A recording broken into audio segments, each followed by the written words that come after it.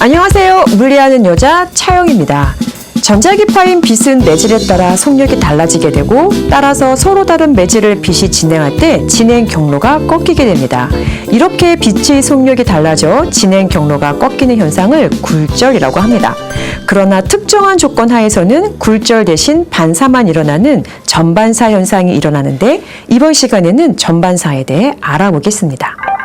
매질 원투의 경계면에 비스듬하게 빛을 입사시키면 일부는 반사, 일부는 굴절하게 됩니다.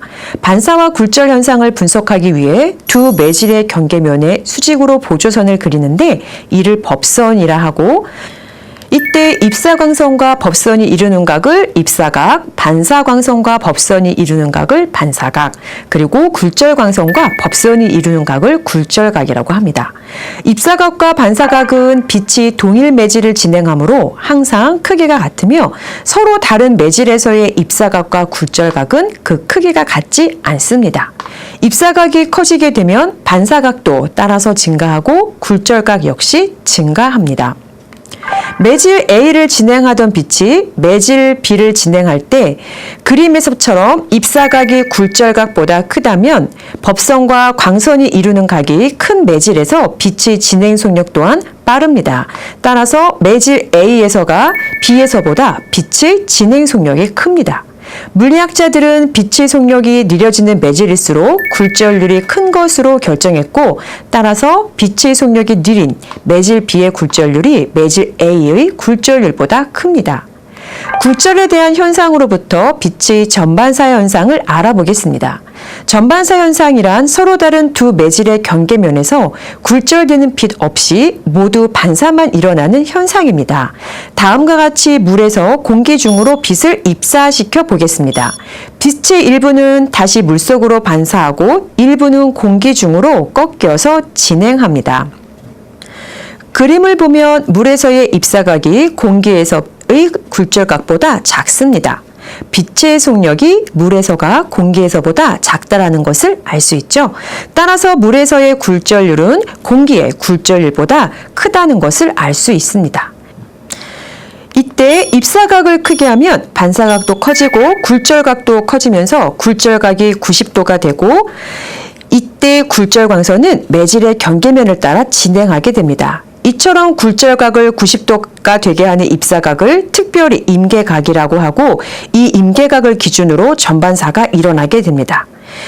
입사각을 임계각보다 크게 하면 반사각도 따라서 증가하고 굴절각도 증가하게 되어 결국 굴절각이 90도를 넘게 되고 굴절광선이 반사광선과 일치하게 됩니다. 결국 공기 중으로 진행하는 광선 없이 모두 물속으로 다시 반사하는 광선만 존재하게 되죠. 이러한 현상이 바로 전반사 현상입니다. 이러한 전반사가 일어나기 위해서는 두 가지 조건을 만족시켜야 하는데 첫째, 굴절률이 큰 매질에서 굴절률이 작은 쪽으로 빛이 진행할 것, 그리고 입사각이 임계각보다 커야 한다는 것입니다.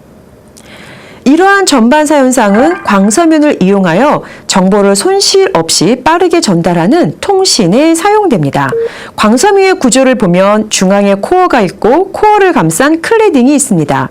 그리고 충격을 방지하기 위해 1차 코팅과 완충층, 그리고 2차 코팅을 합니다. 전반사는 코어와 클레딩의 경계면에서 일어나게 됩니다.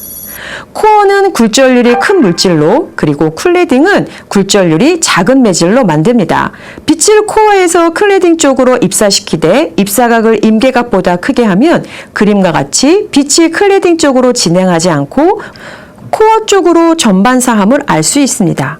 따라서 클레딩 쪽으로 손실되는 정보가 없고 빛의 속력으로 정보를 송신하기 때문에 빠르게 정보를 보낼 수 있습니다. 또한 빛은 외부 자기장에 영향을 받지 않으므로 외부 자기장에도 구애받지 않는 등 여러 이점들이 있습니다.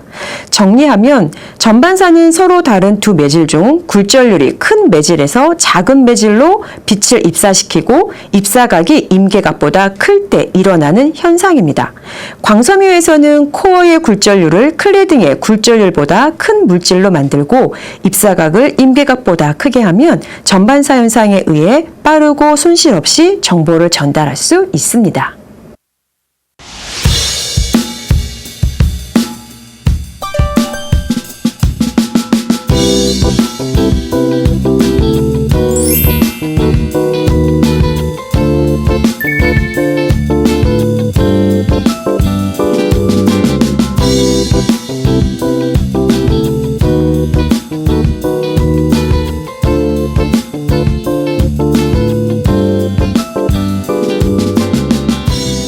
아직 안 차면 너 지금 걷자는 거니 난 조금 그래